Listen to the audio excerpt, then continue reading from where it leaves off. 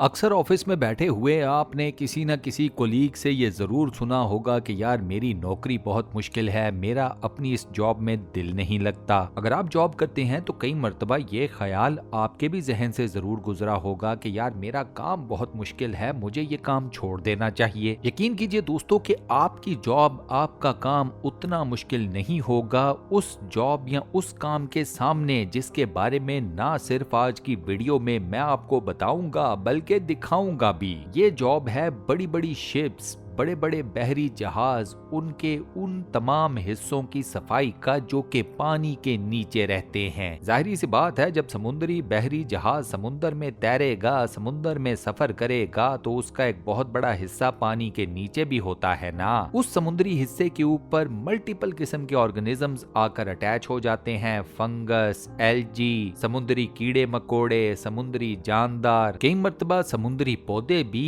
इन्हीं शिप्स के निचले हिस्सों में आकर फंस जाते हैं। अब इन ऑर्गेनिजम्स, इन पौधों या वो तमाम चीजें जो कि समुद्र के नीचे किश्ती या बहरी जहाज के इन हिस्सों पर आकर स्टक कर जाते हैं या अपना घर बना लेते हैं, ये बहरी जहाज का ये नुकसान करते हैं कि इनकी वजह से बहरी जहाज का पेंट और उसका मेटल पार्ट खराब होना शुरू हो जाता है, जंग लगना शुरू होता है और there is every possible chance कि ये मेटल का हिस्सा खराब होकर टूट जाए। अब जब ये हिस्सा टूटेगा तो समझिए बहरी जहाज के अंदर हो गया है सुराख, और बहरी जहाज के अंदर सुराख होना ये कोई अच्छी अलामत नहीं। आज की हमारी स्पेशल वीडियो में मैं आपको बताऊंगा कि ये बहरी जहाजों की इंतहाई टेक्निकल किस्म की सफाई की कैसे जाती है। एक तो ये कोई छोटा मोटा काम नहीं और दूसरा ये कोई सस्ता काम नहीं। ये कितना मुश्किल काम है और इस पर कितने पैसे खर्च होते हैं, ये तमाम तर डिटेल्स आपको आज की वीडियो में बताई जाएंगी। सो टिक कर बैठिएगा और वीडियो को शुरू से लेकर आखिर तक कंप्लीट जरूर देखिएगा। तो चलिए शुरू करते हैं।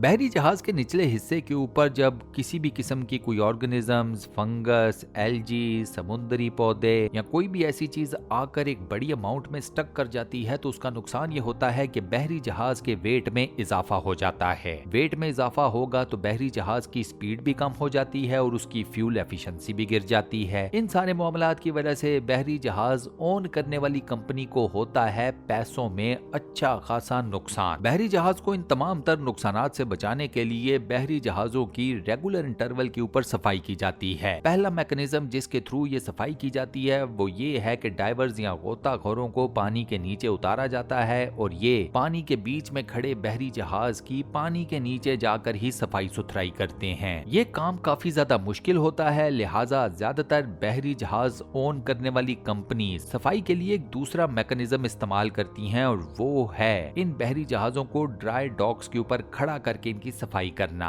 ड्राई डॉक्स को आप समझ लें खुश किस्म की बंदरगाहें जो कि इस्तेमाल ही सिर्फ बहरी जहाजों की सफाई सुथराई के लिए की जाती हैं। हर बहरी जहाज साल में एक मर्तबा जरूर किसी न किसी ड्राई डॉक के ऊपर खड़ा आपको नजर आएगा अपनी एनुअल या सालाना मेंटेनेंस और सफाई सुथराई के लिए। ड्राई डॉक के ऊपर किसी भी बहरी जहाज की सफाई सुथराई में 1.2 मिलियन डॉलर से लेकर 1.6 मिलियन डॉलर्स का खर्चा आता है। सो यहाँ पर ये बात तो क्लियर हो जाती है कि ये कोई सस्ता काम नहीं है। ये वो खर्चा है दोस्तों जो कि बहरी जहाज की सिर्फ सफाई सुथराई के ऊपर आएगा। बहरी जहाज के ड्राई डॉक पे खड़ा होने की वजह से पीछे कंपनी को जो जहाज के ना चलने का नुकसान है वो अलग से है। जहाज के ऊपर कोई सामान है और अगर उसकी डिलीवरी लेट हो गई है तो उसका खर्चा या उसका नुकसान वो अलग से। अब चूंकि इस वाले मेथड के ऊपर पैसों का बेतहाशा लॉस हो जाता है तो इस वजह से ज्यादातर शिप ओनर्स या वो कंपनीज जो के बहरी जहाजों को ओन करती हैं वो डाइवर्स या गोताखोरों वाले मैकेनिज्म के थ्रू ही बहरी जहाजों की सफाई कराती हैं। ये डाइवर्स इस काम के माहिर होते हैं, ये स्पेशलाइज्ड किस्म के डाइवर्स होते हैं, ये आम गोताखोर नहीं होते। इनको ट्रेन किया जाता है पानी के नीचे ज्यादा घंटे काम करने के लिए या जिसे हम कहते हैं लॉन्ग वर्किंग आवर्स के लिए। इनको कई मशीनें ऑपरेट करनी आती होती हैं। ये पानी के नीचे वो पानी ऑयली भी हो सकता है, किसी बंदरगाह के ऊपर भी हो सकता है, मडी भी हो सकता है, अनक्लियर भी हो सकता है और साफो शफाफ भी हो सकता है। पानी की इन तमाम अकसाम के नीचे ये डाइवर स्पेशलाइज्ड होते हैं इस सफाई के मैकेनिज्म के लिए। ये डाइवर अकेले काम करने में भी माहिर होते हैं क्योंकि इन्हें ये सारा काम अकेले ही करना होता है बिना किसी हेल्प के। ये काम रिस्की भी है क्योंकि अगर किसी लहर की वजह से बहरी जहाज ऊपर नीचे होता है तो उसका डायरेक्ट इम्पैक्ट आता है डाइवर के ऊपर। जब ये मैकेनिज्म या ये प्रोसेस स्टार्ट हुआ था तो अर्ली डेज में ये काम काफी ज्यादा मुश्किल था क्योंकि टेक्नोलॉजी ने उस वक्त इतनी ज्यादा एडवांस शक्ल नहीं इख्तियार की थी।